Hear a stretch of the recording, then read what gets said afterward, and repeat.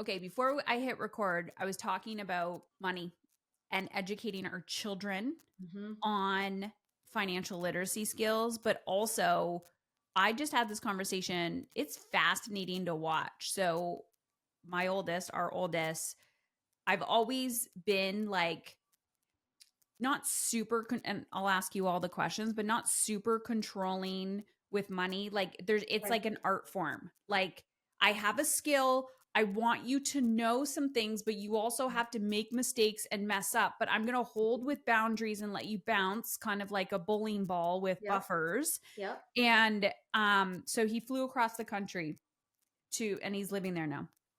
And so I said, we'll financially support you a little bit to get you there to land softly. But I do need to know if your paychecks can cover like your cost of living here. And so we went line by line through his payments or his like His credit card spending. statement. And is incredibly revealing. But here's the thing, Kimberly, what I find fascinating is we have cultural conversations about money and how the economy and cost of living and nobody can afford anything. And what I hear them kind of feeding parents is like, your children are going to live with you forever. It's so expensive. So your kids can't even afford to live outside of your house. Mm-hmm. And, I bought into that for a second. Okay. And then my kid goes and lives by himself. He has a full-time, like, entry level job. Like he's not making like $7 an hour. No, but he's making minimum wage. Okay. He's making minimum wage in Canada Yep. and working full time, like 40 hours a week. Okay. And so in my brain, I'm like, there's no way he's going to be able to afford like his cost of living. Okay. So I'm like, okay, I'm like freaking out a little bit. Anyways, he's living on campus, like with two other people. And I see his paycheck and then I see his lifestyle. And I was like, oh, wow. Your lifestyle is out of alignment with your paycheck. Mm-hmm. And you almost have to decrease your lifestyle a little bit because when you lived at home, you didn't have bills to pay. Yep. And number one, I could see very clearly culturally as parents how we are setting our kids up for failure. Yep. Like the cultural conversation about money is setting kids up for failure. Yep. Number two, and I said this before I hit record, you were like, what a gift that you're giving him. Because I'm like, we're going to look at the uncomfortable shit. Yep. And I so wish my parents took this stand for me when I was your age, and I would have wanted to throat punch them. But I'm going to do this with you, and we can because our relationship is solid. So I'm like always about relationship first. Yeah, he's going to fight me on it. He's still going to be a 20-year-old and you're still going to be the mom. He's going to give me pushback, and I get to hold boundaries, loving boundaries, and be like, you're not going to like this, and that's okay. But one day you will be so grateful. Yes. And so I'm watching this, but I first needed to learn these skills myself. Yes. And if I didn't have these skills, I could never lead my child through this. Yeah. So welcome to the podcast. Welcome to the podcast. Here we are just diving in, and I'm just like, where do I go with this? I have so many thoughts on it. Okay, so let's like introduce you to why these listeners are qualified to maybe listen to me about all about money. And I'm very passionate about money only because I never realized it was a form of energy management until of course I had to do it myself. So pull back the curtains. I'll give you the microphone. Let everyone know your magic and how you got here. Cool. Where did we first meet? I don't even remember. I was trying to think like, how did we first connect? I'm gonna let you think on that while I tell them who I actually am. But I'm Kimberly Tara. I am a CPA and certified tax coach. So before I forget, I just want to say that if I'm saying anything specific to tax law, I am referencing U.S. tax law. If you are a listener in Canada or another country, what I encourage you to do is take the concept, the overarching idea that I'm giving you, and take it back to your accountant, CPA in your country and say, hey, is there something like this here that we can do? So I just want to put that caveat out there. I have been in business for almost 10 years. I am happy to share anything about my business journey. I have 4 kiddos. 2 are on the spectrum. One is possibly we go for her eval in a couple weeks for that as well. We did a big not cross country move, but multi state move a couple of months ago. I lead a team of 5 now. I'm the child of 2 entrepreneurs. So That will get most you. That will get you. unlike most people out there, I not only was I the child of 2 entrepreneurs, which comes with a lot of like undoings that my brother and I like we've realized like, oh, okay, we don't want to do that as business owners. On the flip side, I am so fortunate. Dinner was an economics lesson every night, not just a financial lesson, but an economics lesson. And I just didn't realize until I was 31 years old, sitting on the beach with some other women business owners in a mastermind, and they were all a little bit older than me, and we're just talking about something like, how do you know this? And I'm like, I don't know. I thought everybody knew this, right? And so I'm so grateful for the education that I had around money and financial literacy and things like that, because it is a gift that you're giving your son right now at 20 years old, because you know better, you do better. And I do think that we're setting a lot of our kids up for failure in the time that we're living in right now. So that's my next evolution. My kids are all 8 and under. So I very much try to hold my tongue, because like, you know how you say like, oh, my kids will never do that. And then you actually have a kid and you're like, my first kid never touched the floor in a public place. Now my fourth kid, I'm like, you're up. I'll bathe you when we get home, Like, like, are you here in the building with us? and you're not hurting yourself. You're not hurt. My third and fourth are wild. And so like everything that I said I wouldn't do, like they are the epitome of like, Kimberly, eat your words, basically. So I don't speak a lot about older kids yet, because I'm not there yet. And I'm not about to touch that. Yeah. The older my kids get, I mean, I was young when I started my parenting career, as I call it. Um, anyways, I'm like, yeah, I call it a career because it is a career. And It's a whole second job if you work. somebody doesn't talk about like parental burnout as well. Like we publicly talk about career burnout Yep. and work Mm-hmm. burnout, but we don't talk Mm-hmm. about parental burnout. I Yep. mean, I talk a lot about like how you want to feel and managing your energy, but Mm-hmm. I think a lot of that, like, it's the fourth kid. Like, yes, you're not as quote unquote controlling and trying to be perfectiony, Yep. but there is a little form of burnout. You're like, Yeah. I surrendered. And But that I'm hurts gonna, the kid, right? And so yeah, like it is this fine line. I think for me, I will say I think I've struck a balance with that, because I was a little too uptight yeah, with the it, first yeah, kid. Because I'm an uptight person. 4 kids has definitely like chilled me out. I'm also on some Zoloft now. That's helped a lot, and I'm very open about that.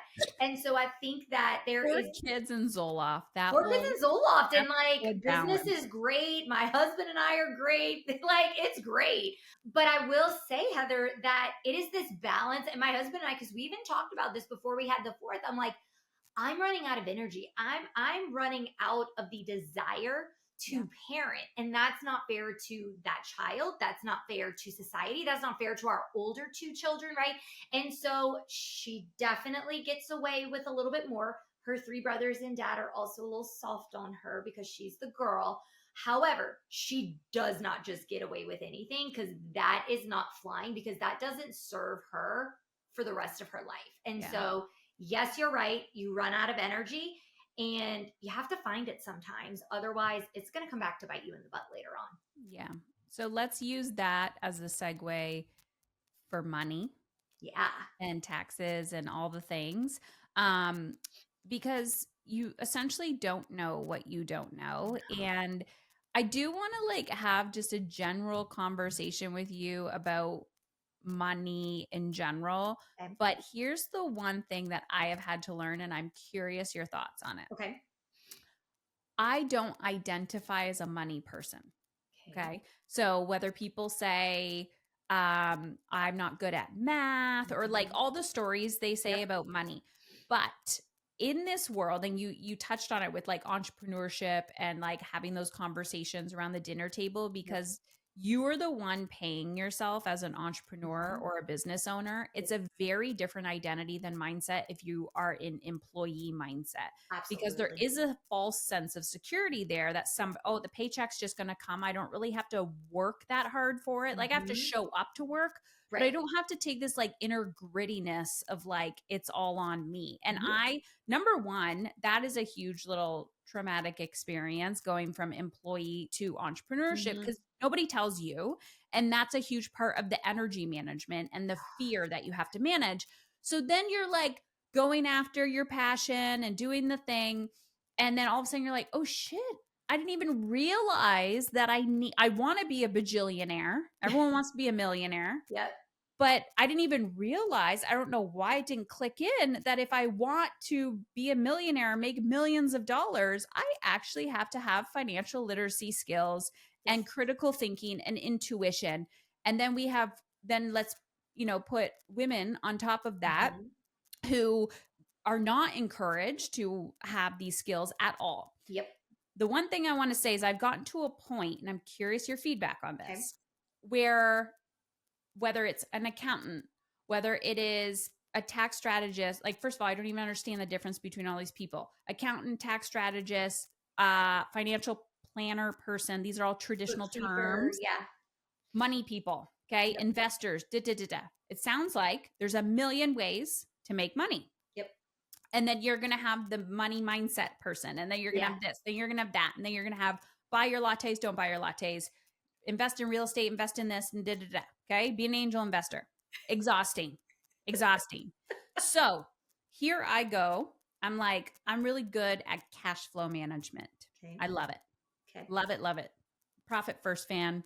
I talk Perfect. about it all the time. It's just little buckets. And I was like, if the energy is flowing in and the money is there, great. But let's say now you're running a profitable business and you're like, what do I do with the extra? I Yeah. can reinvest in myself, but I want to keep it. Oh, shit. I got a future to think about. I got Yep. like, am I going to do this 10, 20, 30 years from now? What's my exit strategy? Yep. So, what I have done is I ask everyone, that takes courage in itself, but I ask Yes. people that I think have financial literacy skills, I ask them all the same question.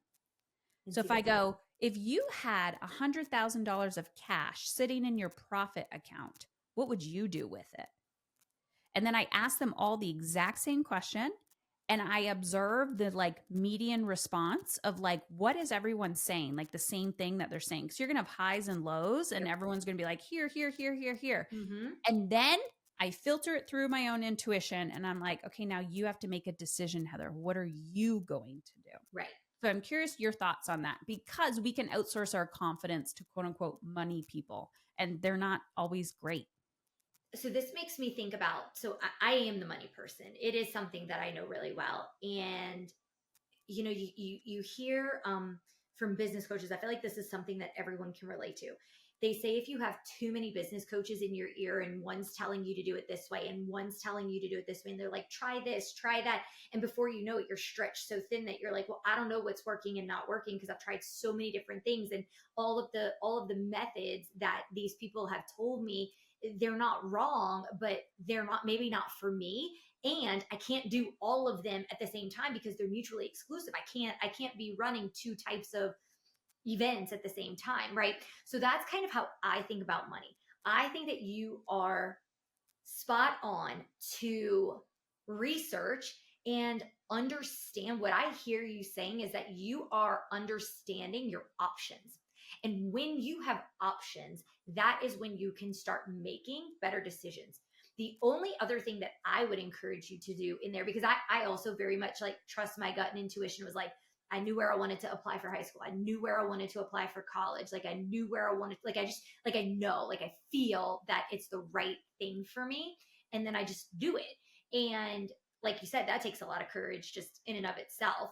But when you have options, that is when you can continue to ask deeper questions and do your research and do your due diligence rather than just saying, well, I don't know what I should do, or blindly trusting someone. And I think that that's where, a lot of people can, kind of get themselves into trouble. So the only other thing that I would offer there is maybe finding the one person, because you're right, there are a lot of people, a lot of financial professional types out there that do different things, and you need a financial advisor, a bookkeeper, a tax strategist. Like, you need all of those people.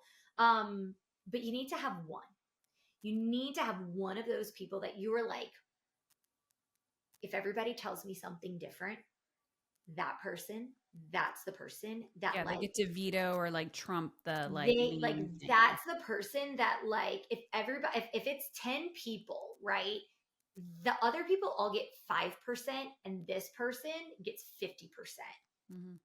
Because, and it needs to be someone that you form a relationship with, who knows deeply about you. And this is what sets us apart, and why I know that this is so important, Heather, is because this, we like, they tell you to like figure out like what's unique about you and your firm and like how you do things differently.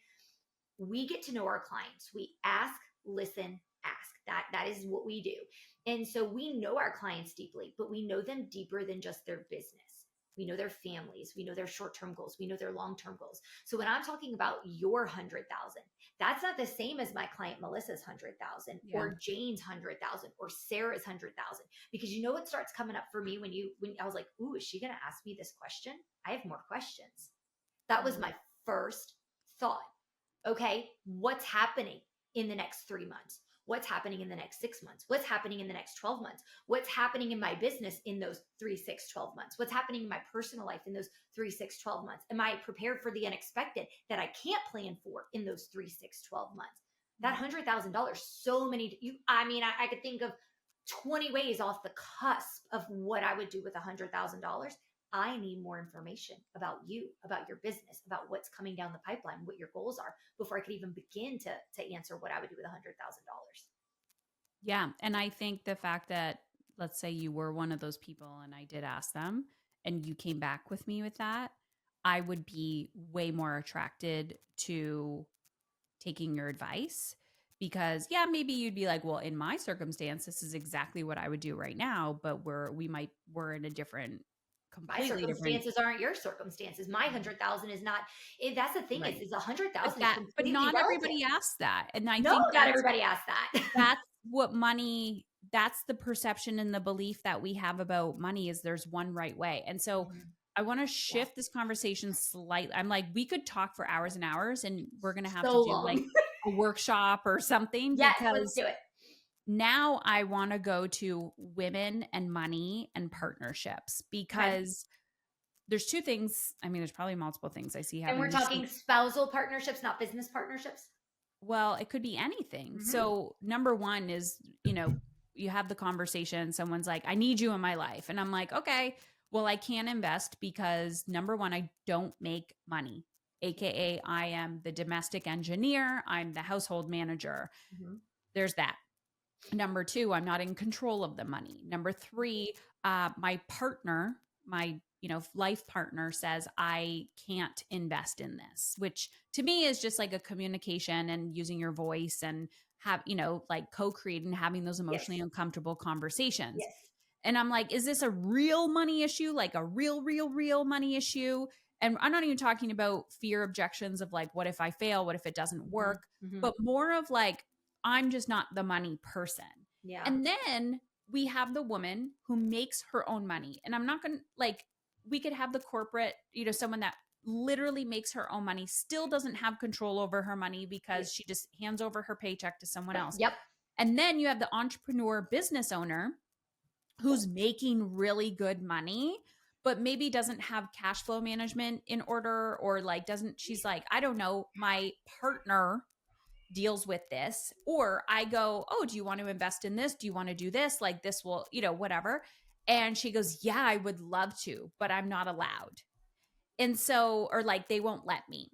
And so, or he, I say he because it's usually typically a male, but not always, because that's actually not true because I have same sex partners all the time. Yeah. So it's usually this partner, and they are like, they won't, it's essentially like they won't let me. And I was like, then why the hell are you working your fucking ass off to create freedom, air quotes, and you are not free in this area of your life and you feel disempowered, but yet you are creating a freedom based lifestyle. And so I'm just going to drop that seed for you there and let you talk about it. I'm currently trying to filter myself and what I.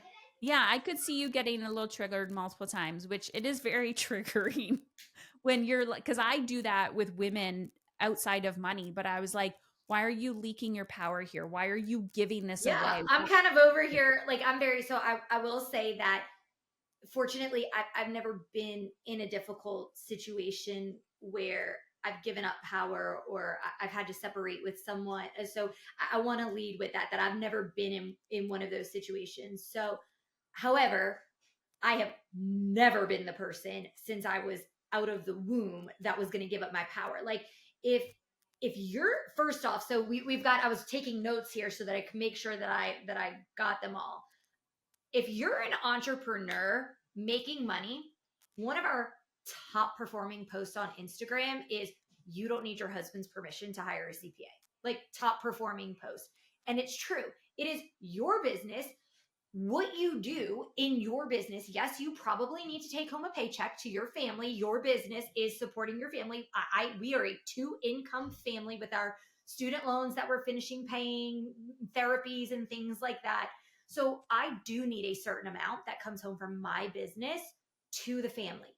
But as long as I bring home that paycheck consistently, just like my husband brings home his paycheck consistently, I don't I'm not going to ask him what I do or don't do in my business. That's very profitable. So I absolutely think that if you're running your own business nonstop, you don't need your partner's permission. Why are you even asking them? Unless it's a $50,000 investment or something that's going to maybe take you away from the family. I usually converse with my husband if it's going to take me away from the family, because I need to make sure that he can back me up and be with the kids and that we're communicating well about our time and expectations and our capacities to solo parent 4 kids, right? I know you know all about that, Heather, with the solo parenting. So if you're an entrepreneur, I'm not really sure why you're asking, unless like it's your business, like you are a money person, make the decision. And if you tell yourself, I don't like when women tell themselves, I'm not a money person, I'm not good with numbers, oh, I'm not good at math. Like, no, you learn. I used to not be good with marketing. I'm learning how to be good with marketing. I used to get nervous when I would come on podcasts and be like, ooh, what am I going to say? What are they going to ask me? You practice, you step up, you do it, and you get better at it. And suddenly you are a money person. So I think entrepreneurs, like, that's not even, I'm over here like, I don't understand why you're asking them, basically. I think this is more of like, first of all, this is a very, I hope people are listening to this and going, okay, like, wow, that's triggering for me. Or they're like, I don't know, they've just always handled it. And I just say Yes. free. I'm like, but where do you not feel free? So in my current relationship, sometimes I haven't always been the sole income earner or breadwinner person, like the front person. But I did previously like outsource my confidence when it came to money and money management, because I was like, he's the man, he understands this. Like, this is literally the story I told myself.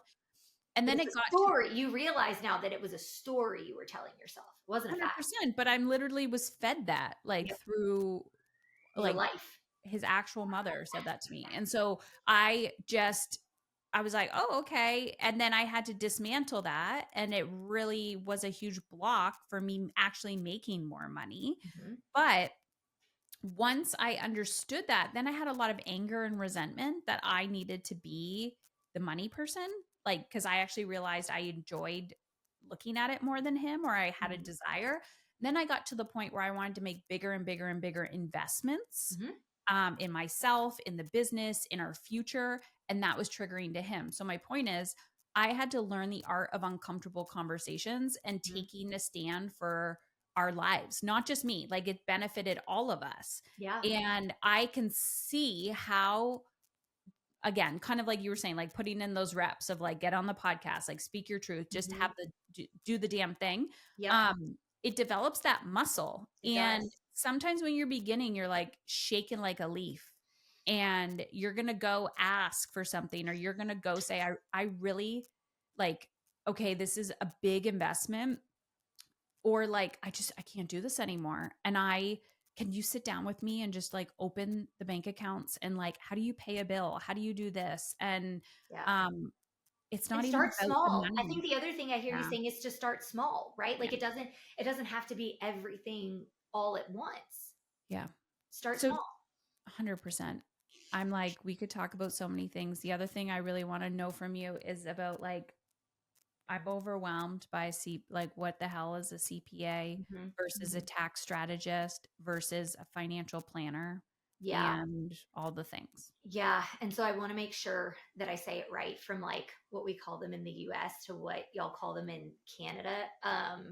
Most of the shit I listen to is American anyway, so we Okay. probably Okay. understand. Yeah, Yeah. but you've got to adhere to the CRA rules, not the IRS rules. So, but Mhm. in general, so I kind of think about, um, I think about the financial professional world similar to the medical profession. So if you're saying, and this dawned on me one time because I told my 8 year old, so my 8 year old's on the spectrum, and has a little bit of anxiety with that. And so I said one time, I'm going to the doctor. He's like, what's wrong? And I was like, Mm. I'm going for a well visit, baby. Like, like it was just how you go every year when it's your birthday and we go to the doctor for your well visit. Uh, Mommies and daddies go too. And it was just weird because our kids are so close in age that pretty much my OB was my well visit doctor, because I was in there all the time. She knew everything about me. And so it made me realize that saying I'm going to the doctor wasn't really specific enough. So when you say I'm going to the doctor, are you going to your primary care physician, your family medicine, your internal doctor, or whatever? Are you going to a cardiologist for your heart, or a neurologist for your brain, or a therapist, or a dermatologist, an obstetrician? Like, who are Mm. you going to see? And the only thing that sets the neurosurgeon apart from the primary care physician, from the main doctor that you see, is that neurosurgeon has a specialty, right? They spent extra time learning and extra experience, right? And Mhm. that's what that they have a specific field of study. So they know one thing really, really deeply. They went to medical school just like the primary care physician, but they know one thing really deeply. The difference with the primary care physician is they know a little bit about a lot.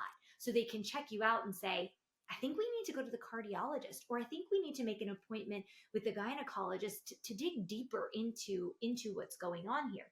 And so that's how I think about the financial world as well. You have bookkeepers who are in the week to week, month to month bank statements and credit card statements, and reconciling and making sure that your profit and loss, or your statement of operations and your balance sheet, are accurate and up to date.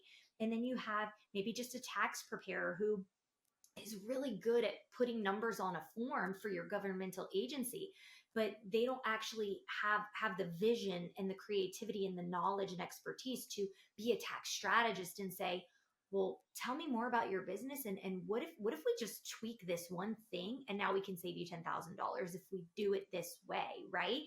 Your financial advisor is the person who is typically looking at more of your holistic wealth picture and what's coming in retirement, and thinking a little bit more long term, maybe some insurance, things like that. So, you have all of these different players, and there is an order, I think, that you kind of need them in. And I'm happy to talk about that if we have time. But I think that thinking about all of these people and the different purposes that they serve, and determining what you need, what does your business need, what does Heather need, what does Heather's business need, and then figuring out who that person is, and then finding the right person who specializes in that. That's how you start winning at the game of finances and accounting, and figuring out who's best for you and your business. That was brilliant the way you just described that. I Thank you. didn't feel like a dum dum. Thank you. I felt like, okay, I get it. Yeah. So, number one, what I took away from that is I do want to know the order. Okay. And then I'm assuming different businesses Mm-hmm. need different types of financial support. Yep, that's correct. So, Overall, because attorneys and accountants love to give you the "it depends" answer when we get asked a question. Let's say, well, it depends, tell me more, right? And I think that's good. Blanket, I think bookkeepers should be first as soon as you're profitable. If you're not profitable consistently month over month yet, you should be keeping track of it on a Google spreadsheet or an Excel file. Okay, everyone can do that. You spend money, you go put a line item in. Money comes in, you put a line item in, and you can keep them on different tabs. Anyone can do that and set a date on your calendar every week, once a week or once a month, to keep up with it. There's no excuse. Okay, you are a money person, you can do this. Once you are profitable and consistently having $1,000, $2,000 a month, I want you to start thinking about, what would it cost me to invest in a bookkeeper? And I really want you to think about investing in this person, because the bookkeeper is how you're going to start to organize your money, how you're going to start to know, are your expenses higher than your income? How is your income higher than your expenses and you have enough left over? Ooh, now you've got $10,000 left over every month. Okay, it's time for us to find a tax strategist, or you're going to be paying out the butt for taxes at the end of the year, right? So bookkeeper is number one. I think a tax strategist is number two. And a tax strategist, so you're like, I don't even know what that is. I have some friends, I'm like, I've explained it to you so many times and they still don't understand what I do. But a tax strategist is someone who is not just proactive and communicating with their clients all year round, but I am a visionary and I am creating opportunities using someone's business and the tax code and marrying the two to say, if Mm. you do this, then we can do this. And if we check this box off, then now we get to do this. And so we are creating this ecosystem of like, well, then we get to deduct that. It becomes a business expense, right? And so it's not just taking the numbers next April, which is the tax deadline in the US, and saying, all right, put them on the form. Here's what you owe, file away. You're compliant, right?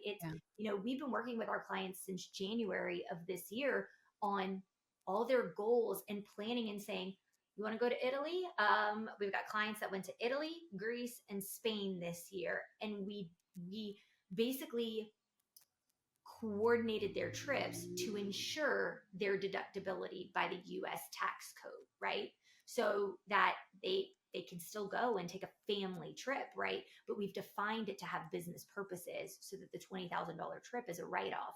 And so Mhm. that's what a tax strategist does instead of a tax preparer. So bookkeeper, So do you tax just need strategist. a tax strategist if you're a business owner, not if you're not a business owner? Unfortunately, if you're not a business owner, the tax code here in the US, again, I can't speak to any other country, but the tax code here in the US just simply wasn't written for W 2 earners, right? Like if you get a paycheck and somebody just pays you and they withhold your taxes, unfortunately, the tax code wasn't written for you. And so I think everybody should be a business owner, right? Like everybody has something that is a given talent that they have, that is knowledge that someone else doesn't have. Figure out how to put that into a way that it can be sold into Right. a business, and then you have a business, right? It does have to be for profit. It does, it can't be at a loss year over year. Then the IRS will call it a hobby. But I think everybody has within them something that the world needs that can be turned into a business. Yeah. Yeah. Okay. So now I have bookkeeper, tax Tax strategist, strategist. and then a financial advisor. And Okay. I So consider those to be your core three. what's okay? So what about an accountant? So, an accountant, even the word CPA, an accountant in the US is just kind of thrown out. Bookkeepers will call themselves accountants. Tax preparers will call themselves accountants. Somebody who got an accounting degree but doesn't actually practice accounting will call themselves an accountant, right? And so be very cautious and dig deeper and say, "Oh, okay, what type of accountant are you?" Because Right. you could be a tax accountant, you could be a controller, which is someone who typically works for like a big corporation or something like that. You have chief financial officers, you have payroll providers, you have all of these people. And so to me, accountant is very blanket. An accountant could do all of those things. And I say avoid places that do all of the things all in one, because they're not experts at one area. They're just kind of like that PCP who's like, well, I kind of know a little bit about a heart problem. I kind of know a little bit about your brain. I kind of know a little bit about, GI type stuff. You want an expert, and you want those experts who are living and staying and breathing in their lane to just collaborate with each other for you, right? And so be wary of somebody who just calls themselves an accountant. Again, here in the US, because I want to know, like, but what do you do as an accountant? Tell me more. What type of accountancy do you practice? Because just saying you're an accountant isn't really good enough for me. I also believe in, I mean, everyone will use this term differently, but like hire quick, hire Mhm. slow, fire quick, Okay. fire blah, blah, blah, blah, blah. And you as a business owner will be hiring and firing people all the time. Mhm. And my first accountant, I didn't even know that I needed one. Like this was Wow. like early days. Yep. Shit, you're just throwing noodles at the wall. And I met my accountant at a networking event and I was Okay. like, you are a woman. You have like-minded values. I need you. And so I went with this individual and then like realized very quickly within a year or two because I was growing so fast Mhm. that, you know, even just again the spidey sense and I didn't truly like deeply trust myself at that point. And I was like, I Okay. am not a money person. You got it all. But I was watching the questions she started asking. She's like, how are you doing this? How are you so profitable? How are you growing? How are you da Oh, da I da? hate those And questions. yeah, and then I go, oh, okay, she's not used to people like me. Yeah. And I'm like, I want to be a little tiny fish in somebody's pond. Mhm. And then so I reached out to someone else that I knew and I said, who do you recommend? And this Yeah. person is in the financial world. She said, go over here. So I went there and they're like, oh, you like you're making peanuts. And so I was like the tiny person now. Yeah. And even now, I'm very skeptical. Like I have trust issues, as most of us do, because I'm always thinking in the back of my head, like, there has to be a different strategy. There has to be another way. And then, you know, you talk to like an investor, a high risk investor who is like literally moving countries for Yes. their tax code and all the Yes. things. And I'm Yes. like, oh my God, now I'm fucking exhausted. So There's there a happy balance. there's a happy balance and there needs to come a time and place of like quality of life and not always trying to like win the game and just being like, I'm actually sleeping really well at night because I love that you say that. Like, I love that you what? say that. Like, What did I like, say? like that, like winning the game of life, like, and a happy balance, because I think that that's so important, right? Because somebody, like, everybody can just get so focused and fixated on one thing. And I'm like, you're just you're missing the point here. Okay, so I'm gonna be vulnerable for a second. Okay. So I worry a lot about getting sick. So my health history, I had stage 4 cancer. I remember I don't worry a lot. I am very aware of my fears and my triggers. And I'm also incredibly aware that life is temporary. Mhm. And I'm not an idiot. I know that I am the sole income front runner earner.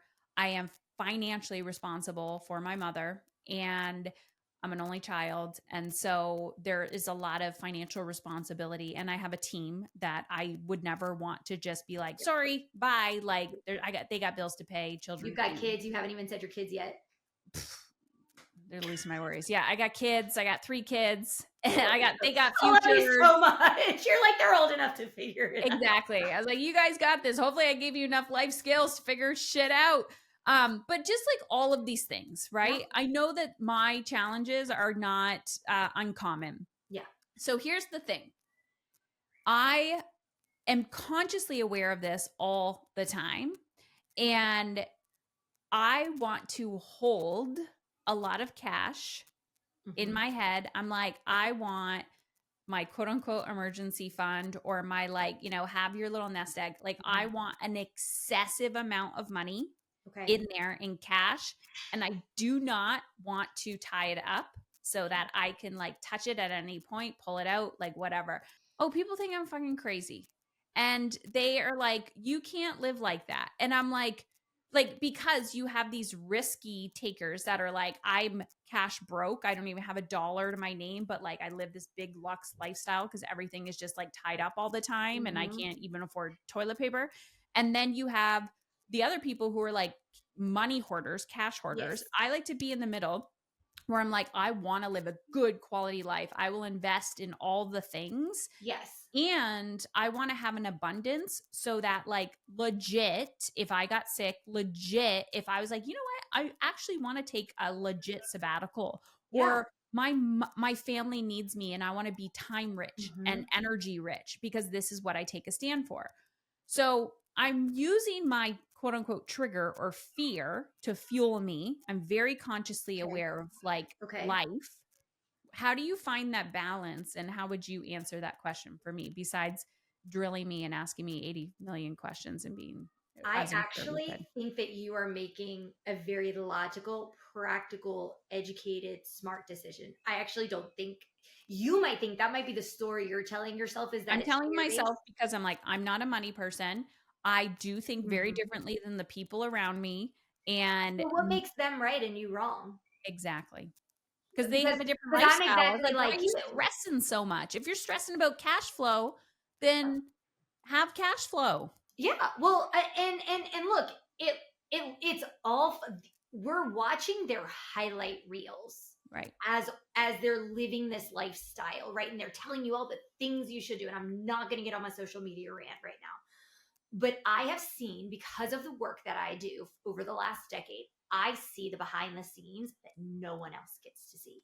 I see the numbers. I see the panic. I see the dread in those people's eyes and mouths when we get on a call together. Because I have a couple clients like that. They are creatives. They are incredible at their craft. They, quite frankly, have no fear of risk out there. And it does come back to bite them in the butt. And what we tell our clients, what I've told my the way that we serve our clients has shifted, as most businesses shift over 10 years as we learn and grow and figure shit out and have kids and we're like, that's not working anymore. My business has pivoted.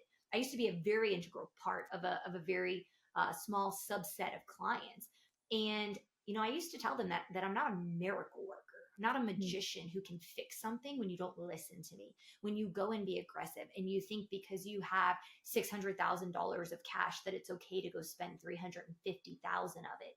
Yeah. It's not okay. You've got payroll. You're on a 90-day receivable with your clients. You need that cash. And then you go do what I didn't tell you to do. It was a man, by the way. You go do what I didn't tell you to do. I can't go back and fix that for Yeah. you. And so I think that it really looks flashy on the outside, but they're anxious people that are literally $1 away from foreclosure on their house. And so I'm with you. I think that there's a balance. I want to, my husband and I, we have paid off $180,000 out of 200,000 of our student loan debt in 12 years, 11 years, 12 years together. And the only reason we have the last 20,000 is because it's at 5% and it's a $242 a month payment. And we've chosen to allocate that money to other things, and we've chosen to have 4 children, and we've chosen, I wasn't as young as you when I started with the kids, but we were on the younger end. And so we've chosen to take them on vacation. We've chosen to ensure that we live in nice homes and drive decent cars, and that within reason they do and have the things that they want, and that's a choice that we make. And so we don't have a million bajillion properties, and you won't see fancy nails and just all of these things, that we don't have the latest greatest technology, but we're happy. And I know, same as you, that anything can happen on any given day. And it makes me feel better to know that I'm taken care of, my team is taken care of, and we're putting new things, like as my business grows and my team grows, we're adding new insurances in there, new policies in there, because I'm like, what if something happens to me? I need to make sure they're paid, and my family still needs my paycheck. And so I personally think that it's not fear based. I actually think that, just like we started at the very beginning, full circle back to the beginning of the conversation, the society and the culture that we live in is encouraging so much risk, so much take leaps of faith.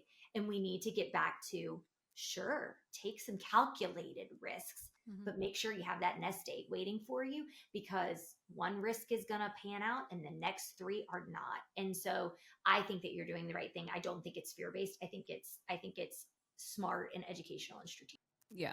It's like using, because we all have fear, and it's using it for good in a healthy way and finding that like fine line. Yeah. The other thing about that is I do love risk and adventure Yeah. and Yeah. all the things. And, you know, over when I started my business, I started on a credit card and I had a $20,000 Yep. credit card and it was chronically maxed. Yep. And I had to play mental games with myself to get it down. And I was like, I can't break this cycle. It just gets full and I can't keep any extra. So I would call the credit card company and I would be like, "Okay, can you make it 19,000?" Like when I would pay off $1,000, and I did it all the way to the end until it was $1,000 to make myself uncomfortable. And people were like, "Why would you do that? You'd wreck your credit." Da da da. And I was like, I don't care. I also need to change my behavior, Yep. because if I don't change that, I'm never going to get out of this cycle. Yep. And again, people thought I was crazy. And I was like, I don't care. I need to like deeply trust that no like credit card debt is better than Mhm. if I'm fucking up my credit by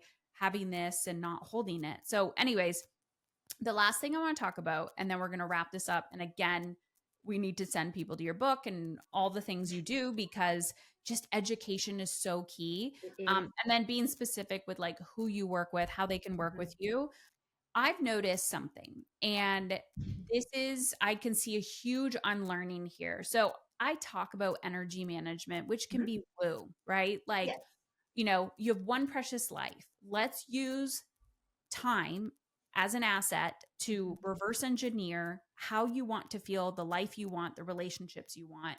And that can be a little like not mystical and woo, because I can be out there, but I can also be like very grounded in like, you got bills to pay, children to feed. Yes.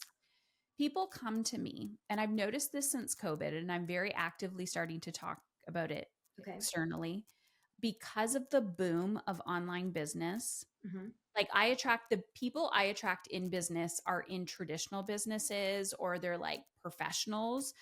They're not like life coaches, like people Okay. who are like get rich quick schemes Yep. Yep. Yep. online. And I'm a coach. I used to be a therapist, but it's like you can be very profitable, just be ethical. Yep. So they come in, not all of them, but they'll have conversations and they go, I want to start a business, could be passion based thing or whatever it is. And I go, great. Let's focus on revenue generating activities. And I said, you need to make money as fast as possible. You can make money without a website. You can make money without social media. You can make money without a funnel and a course and all of these things. Yep. You need to learn sales skills. Yes. You have an emotionally uncomfortable conversation with somebody, charge them $1. You need to rip the band-aid off and charge something for something. Yep. And I'm like someone's like, I want to start a business. What I hear is I want to make money. Yeah. And let's And just then say it like that because it's okay. right. But then I'm like, okay, I got their cash plan. We're taking action. And then it's like, let's do everything else except make money. Stop calling me out, Heather. I'm going to get you. I'm coming for you. I believe a well resourced woman financially, because it has nothing to do with money, it's actually time and energy. Mhm. She's going to change the world and save the world. And I'm curious if you see this male versus female, like profit. Anything you want to share behind the scenes of what you see in business and maybe some like things that you notice with women in business? Yeah. Yeah. I mean, do we want to go all the way back to my public accounting days when one of the senior managers, who was a woman, sent out an article called The Confidence Gap? So, I mean, I'm going back like 15 years, y'all. And there were so few women compared to the men. So I started at a medium-sized public accounting firm, not one of the big like Deloitte, KPMG type places. There were so few women that she just like typed all of our emails in and sent out this article to the women in the tax department.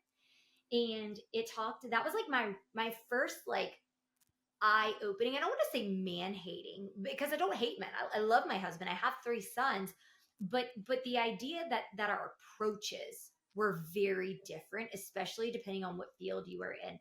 And so, yeah, men, whether I see this as clients, back from my corporate days, when I'm in a room where it's mixed genders in there, men are just like, yeah, we can do it.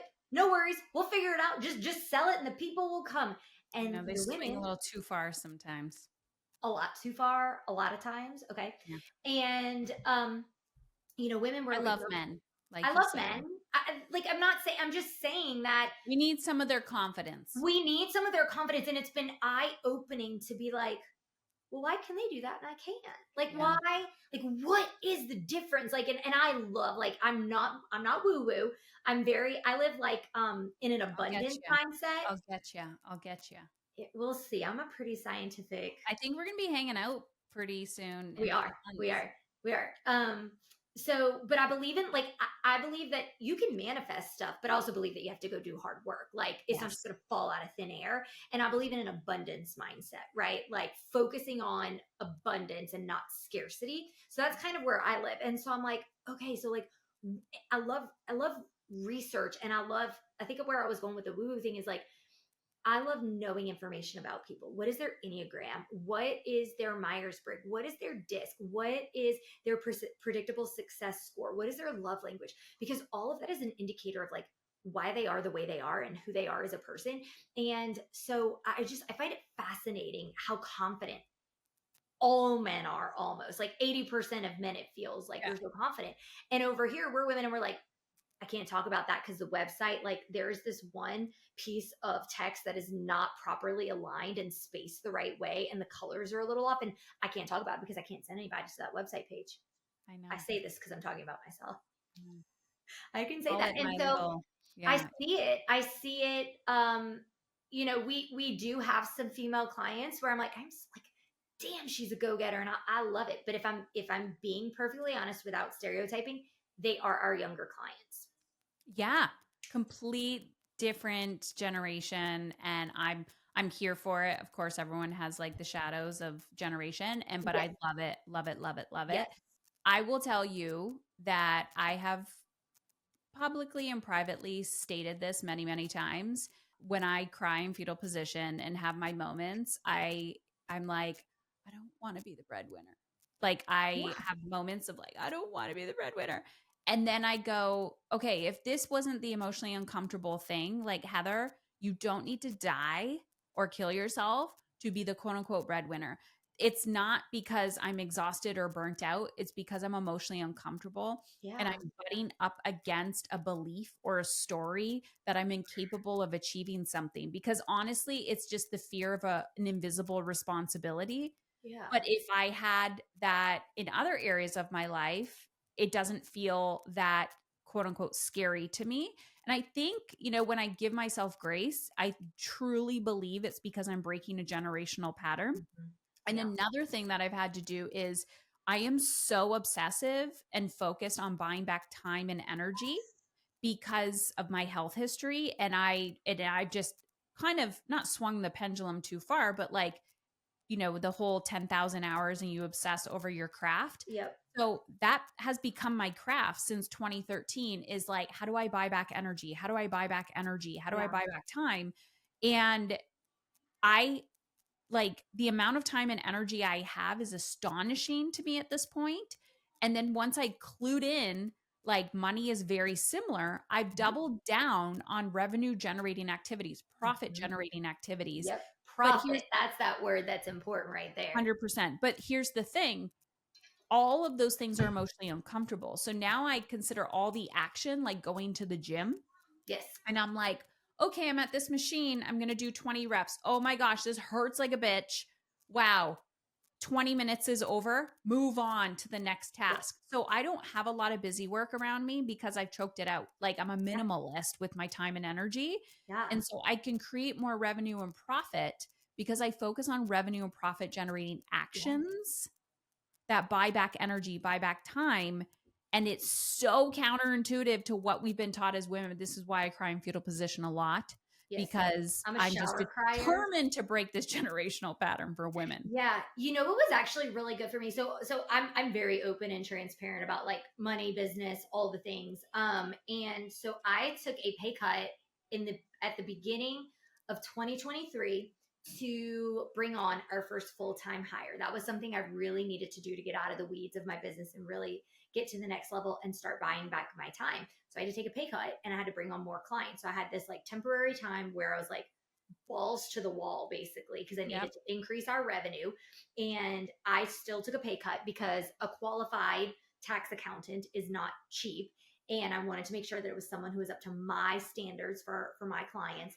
And so here we are, almost 2 years later since I hired her, and we have two more members of our team, and I still haven't increased my pay. Yeah. And that's because I'm focused on not being a crazy person who works 70 hours a week, which was the reason I left corporate life in the beginning, but I was a slave to my business. And so people ask me, they're like, "Well, don't you hate that you don't make more?" And I'm like, "No, because Mm. I'm a freer human. I'm a more present mom. I don't have the stress. I know my clients are taken care of, and I can go on vacation for a week, and that's worth more to me than an extra 20 or $30,000 a year." And we've chosen, just how we, again, full circle back to where we were, we've chosen to continue to live our lifestyle in the capacity of what meets that lower salary for me. And Yeah. we're happy with that right now. It's not And forever. also, just to say, it's not like time for money either. Like, even having the business to use that in with your tax strategy Strategic. Oh yeah, because my make husband's a fairly high earner, right? He's an engineer, so he makes, he's over, just over the six-figure mark, and we can't do anything like with his W-2 like we talked about earlier, but we can use my business very strategically for that. yeah. And it's wild to see that because we've had the exact same conversations. And then, of course, if you increase what you pay yourself, making sure that your lifestyle is increasing because then it Yep. kind of like cuts it out. So, Yep. and then it's like, do you pay over here? Do you do all of this? So, like, it's just a wild ride. It So, is. It's like fun. Like I've almost like I yeah, love. I'm like, how low can we get these taxes without making ourselves crazy and still keeping the focus on the goals and the intention of the business and the life of our yeah. clients, right? And staying out of prison. Always staying out of prison. Those are red light strategies. We don't implement those. You have to surround yourself with these types of people. You Mhm. have to be of service to each other. We need each other. We are not supposed to know everything ourselves, but No. we can educate ourselves. Yes. There's so much information online, and it could be information overload. You put it through your filter, ask questions. Still, like, there's no stupid questions. Ask No. questions. So, where can people find you? Who do you work with? How can they get more of you? Yeah. So I am at Kimberly Tara CPA on Instagram. I love a voice DM. Like, please send me a DM. I want to chat with you. It's actually me on there. You can also visit our website at taracpafirm.com, TARACPAFIRM.com. Those are the two places you can find us. And we work with profitable women business owners who are excited to have a little bit of that education and foundation, but they're really craving a relationship with their CPA and someone who's going to work with them proactively, creatively year round, who is not questioning how they're making money, but cheering them on and giving them the next idea and the next best thing. And just like your biggest cheerleader, that's who we work with. So we're working with women who are growing, whether they're growing rapidly or sustainably, whether they are trying to take over and become the money person for their family. A lot of the women that we work with, they are slowly on a path to retire their partner, whatever that looks like for them. And it's such a gift to be able to give them time back, money back, all the things as they just crush it in their businesses. I feel like we don't need to know the answers. We just need to be wise enough to realize putting other people on our team to support us is the quote unquote secret everyone is searching It is. for. And when I hear people being like, I can't do this, or I already know what I need to do, I'm just not doing it. I'm like, you should know what you need to do. You need to talk to somebody, you need to hire somebody. But like, I'm like, it's not about not knowing what to do. It's about having support and feeling supported and not carrying the invisible loads Yep. individually. I don't know Well, why we you have know, that belief I that don't suffering equals good. I think that's a woman thing, I think it like a suffer in silence woman kind of thing. And I I'm just over it. I've I'm over unsubscribed. it. I'm over it. But I think it's working with an expert is a knowledge that like literally you could never have the knowledge that I have about taxes. You just can't because it's what I live, eat, and breathe for over 15 years now by degree and practice, and what I lived, eat, and breathed growing up in my family, right? Like I can't, like you can't even begin. But the other thing is like my life revolves around deadlines, right? Your life is not revolving around tax deadlines. You got bigger fish to fry in your business. But here I am reminding our clients, hey guys, deadlines coming up, right? Like in your face. That's my job to remind you. And then the other thing is the accountability. Like I go to pelvic floor therapy every week, not because I can't do the exercises at home on my own, but because I don't do them except for the 30 minutes that I go to pelvic floor therapy once a week. I need Interesting you accountability. say that. I went to a pelvic floor therapist this morning. Yes. Yes. Like for the first time. Uh, she was my second time in Mm-hmm. this life. Yeah. It's great. But But I need I, the accountability, and I'm not afraid to admit, and it's oh, not that I can't 100%. do it by myself. It's just it's not a priority right now, but it needs to be. And so like I go I once a do week. that with the gym. I do Yep. that with food sometimes. I Yep. do that with like, hey, I'm not walking. I need a walking buddy. Like I even just paid somebody. So I have a VA on my team who's incredibly affordable because they live in a different country. Mm-hmm. Yep. And I pay him to sit there on Zoom with me as a little accountability buddy when Yeah. I don't want to do shit and Yep. send certain emails or reply to certain things that I will run away from. Yes. So I think it's very important to understand yourself, understand the type of, I call it emotionally uncomfortable container of space that you need to be in. I think that's what wise people do. That's the secret. Um, so yeah, thank Absolutely. you, Yep. Kimberly. Yep. Thank you for having me. This I'm was so so good. Let's do a part I two. oh, we're gonna do all the parts, all the parts.